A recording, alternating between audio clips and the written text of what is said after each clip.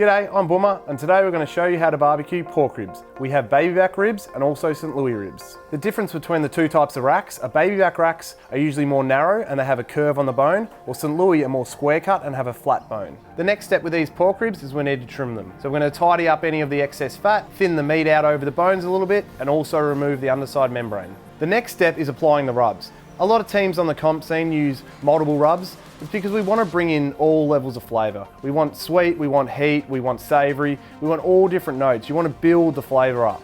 Now that I've prepared the ribs, I've set up a smoker with Heat Bead Blue briquettes. We're using the snake method. We're going to run these at about 125, 130 Celsius or 250, 260 Fahrenheit.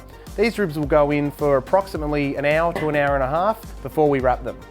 To wrap the ribs, we're going to lay down some foil. We're going to place the ribs on these. We're going to add to this some butter, some brown sugar, a little bit of honey, and then we'll wrap them up nice and tight. These will go back into the pit for about another hour or two, and then we'll check for tenderness. To test that these ribs are tender, we'll use a metal skewer. Slide the skewer between the bones, and if there's not much resistance, these are ready. So I've just checked the tenderness of the ribs. They're spot on. So I've made up a little foil boat. They've gone back in while I'm going to warm the sauce.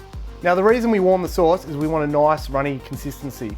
One of the biggest issues with pork ribs, especially when glazing, is a lot of people tend to put the sauce on cold and it goes on very thick. We don't want brush marks, we want it to be nice and glossy, so we either warm it or thin it down with some butter or some apple juice, and that makes an easy, nice, shiny glaze. So after about 4 hours, the ribs are done. Now the way we cook them is that during the unwrap stage, we cook them till colour. During the wrap stage, we cook them till tenderness, and the final stage is when they're unwrapped and we set the sauce. So forget the 3-2-1 method. Cook to colour, then cook to tenderness, and then set the glaze, and you'll get perfect ribs every single time.